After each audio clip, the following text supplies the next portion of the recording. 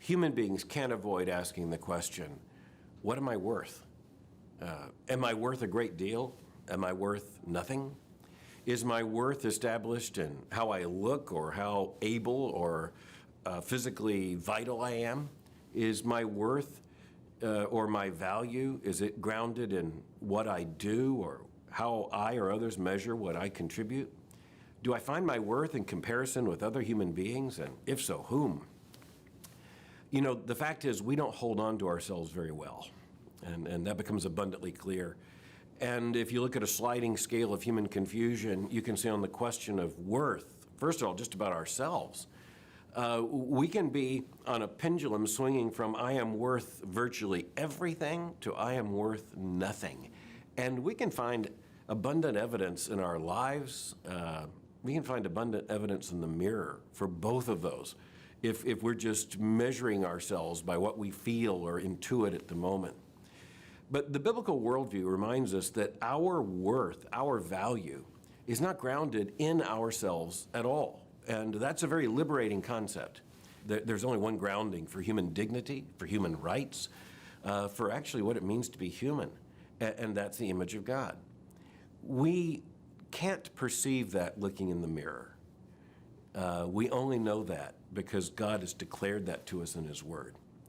And He did so right in the beginning of Scripture. In the very first chapter of Scripture, we are told that when we were created, as a species, we were created in God's image, as God's image. Every single one of us an image bearer.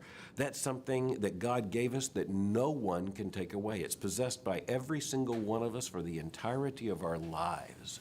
And that's what makes humanity of worth. We live in a culture that's constantly telling us to dig deeper, to look inside ourselves, to find the real self, the hidden self, or find that truth within. Hardly any kids' movies, I mean, so many of them have that basic sort of message, let alone other shows and videos and messages and bestsellers are constantly telling us to look within ourselves. It's so much a part of the air that we breathe, we don't even notice that it's there. We just sort of think, I should be able to not only create my own reality, but the way to find real purpose, real meaning, real beauty is to find it in myself. It's this sort of hallmark message that everyone, just gives a thumbs up and smiles at. But we know as Christians that there's a half-truth there. The half-truth is that there is something unique about us. There is something special about us. But what makes us unique is not that we find this hidden treasure within our hearts and souls, but that we are made in God's image. Now, it's an image that's tarnished. Calvin said we're busted up temples. So we're that pristine temple that has the stained glass windows smashed in and the steeple broken down and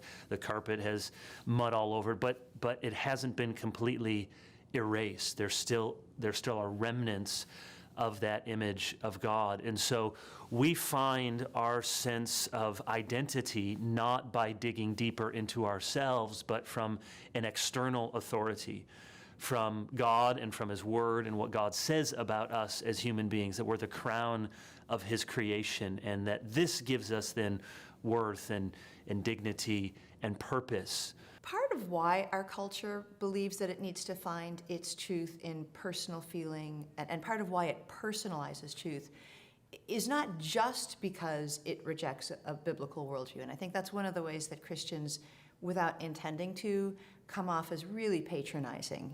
So Christians will say, well, my truth is objective. I have the Bible. Your truth is subjective. you have your feelings, and then Christians walk away as though, well, I answered that question. One of the first things you need to know is that there's a lot of scholarly texts on both sides of this debate. So if you want to interface with someone, you want to talk to somebody who really believes that, who says, okay, well, that's fine. Your truth is objective, mine is subjective, mine's just as good as yours. I think what you need to talk about is the heart of Christ. And I think that that's been missing in our discussion about personal truth. Christ's compassion and his willingness to walk through with you every hardship in life, including hardships that you have brought on yourself, that is our heart. So it isn't just that Christians they just like objective truth better, they just need relationships less. That's not it at all. It's that we have this relationship with a God who sits at the right hand of God the Father. But when he walked on earth, he walked as a man.